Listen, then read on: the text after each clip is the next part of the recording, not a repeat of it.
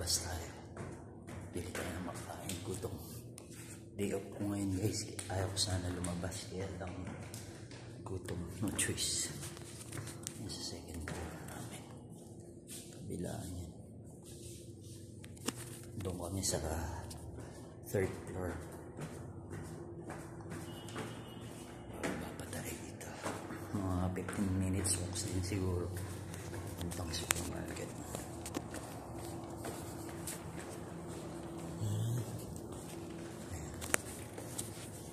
Actually, may camera naman dito lahat.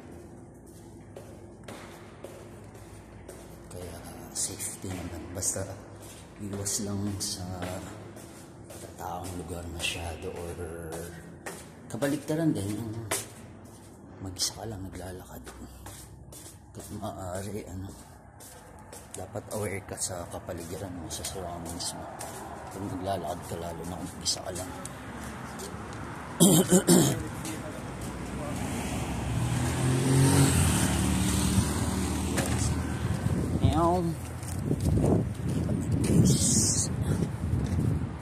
May pharmacy kami, may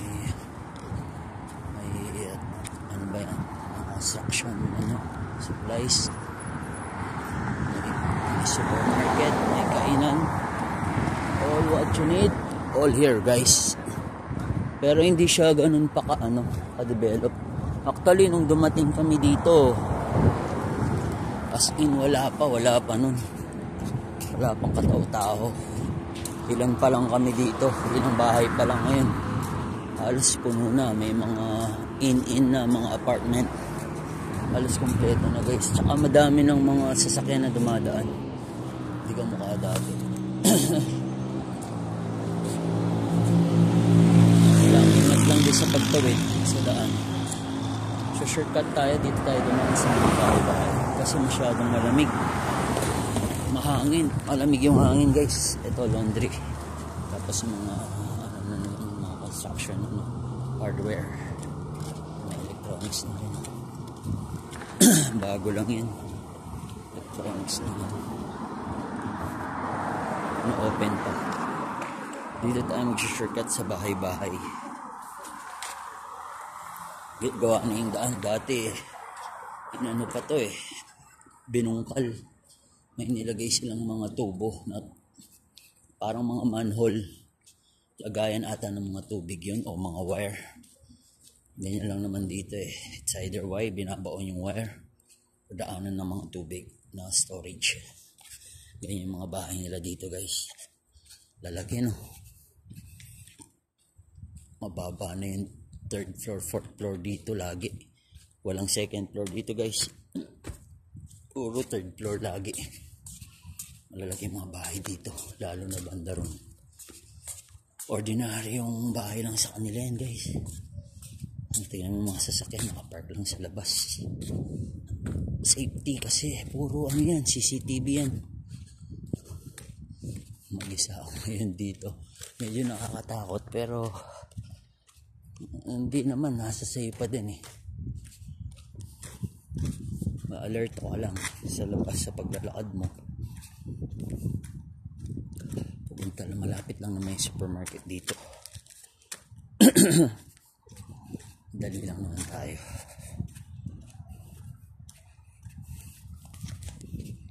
Ganyan katahimik dito guys. May mga puno naman, kaya lang pili lang yung mga tumutubo din sa klima. Ngayon taglamig, nagbo-bloom yung may mga bulaklak. Santan ba yan? Yung santan sa atin. Mga ganyan. Mamulaklak naman Ipil-ipil, mga ganyan. Kasi mga to halaman sa atin. Mga nahaw yan. Ayan, mahogany ba yan? Ay, hindi mahogany. Kasi MM din yan na-start. Mga dates nila dito, mga halaman. Ayan lang naman yung mga tumutubo. Dito na halaman. Diyan, university dyan sa diretsyon yan.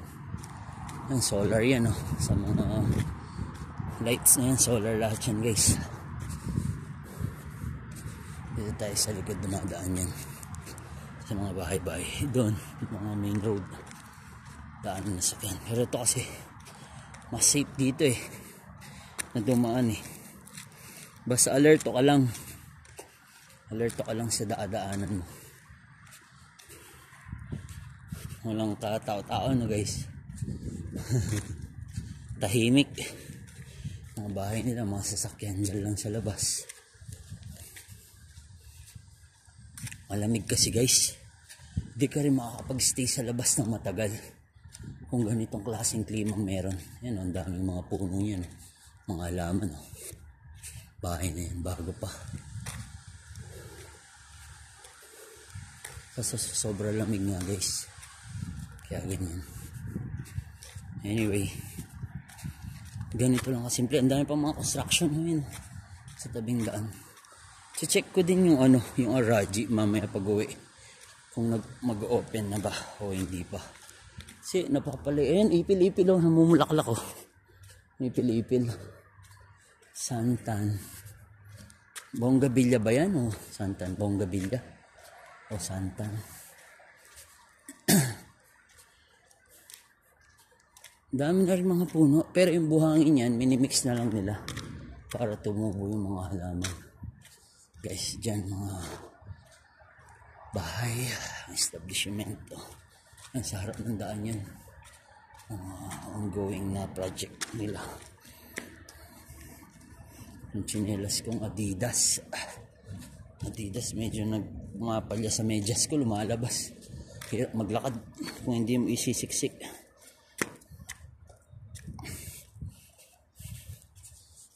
Lumabas na ako ng bahay kasi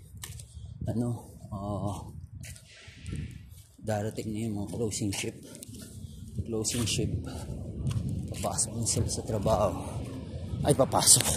Uuwi na sila galing sa trabaho. Alis. Makalabas na ako. Ayun, namumulaklak. Yan, estiraha ata itong mga to. Estiraha, yung parang may mga swimming pool na pwede nilang pagpartihan. May mga birthday or estirahan tawag doon. Ganito dito sa lugar namin guys. Maluwang-luwang pa. Malapit lang to sa airport. Kaya dinidevelop din sa mga biyahero or mga bahay. Ang gaganda. Wala pa masyadong mga tao. Hindi pa siya ganun ka-crowded.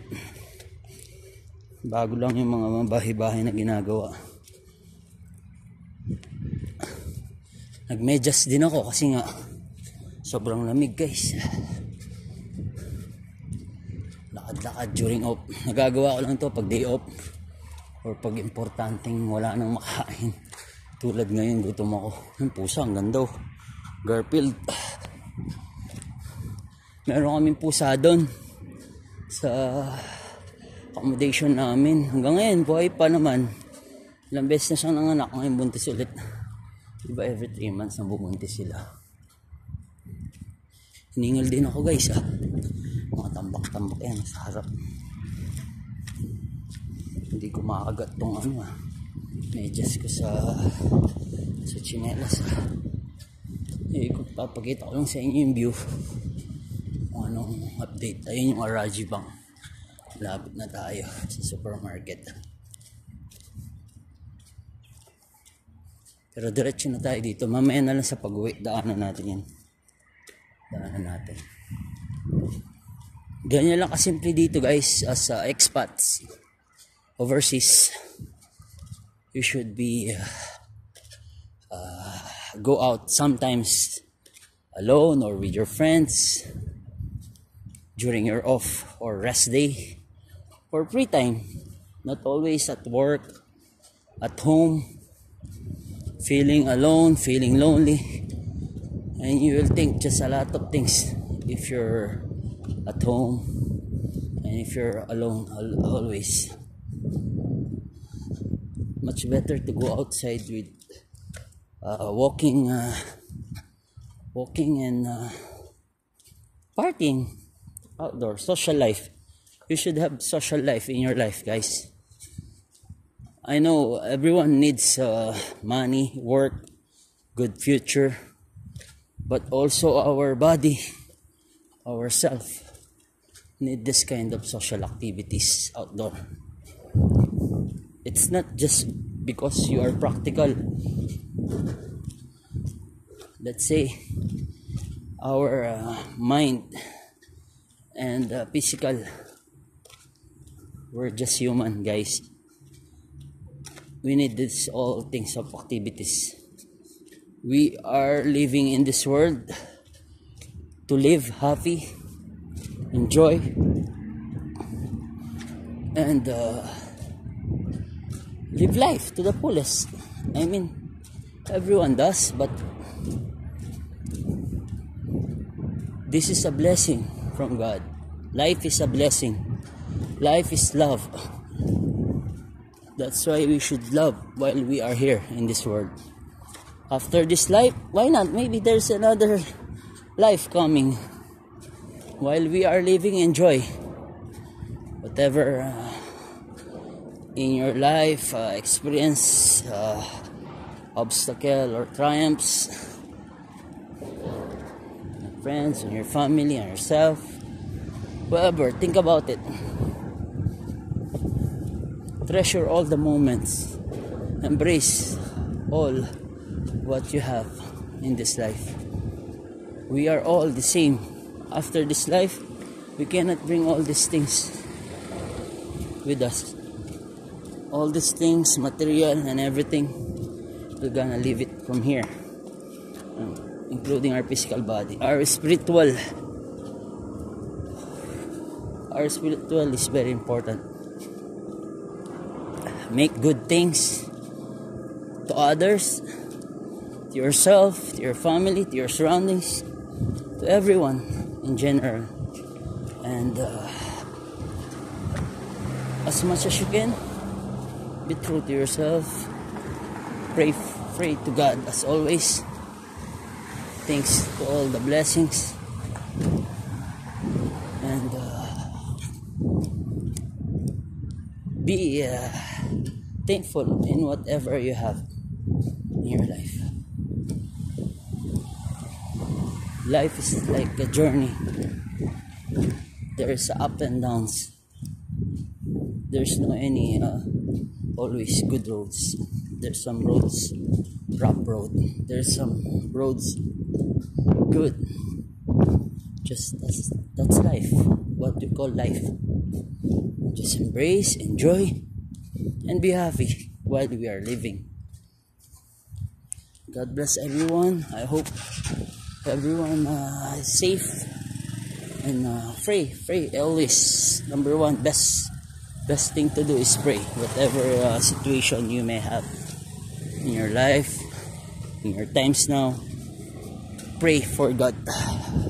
Whatever it is, say it to Him, and God is with us.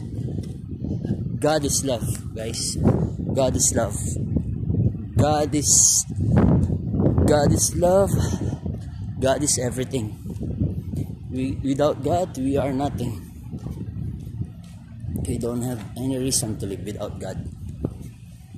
Just pray for God always, and be good, be nice, and enjoy, and be happy always. God bless everyone. I'm here now near at the supermarket. Have a safe one, guys. Thanks and God bless.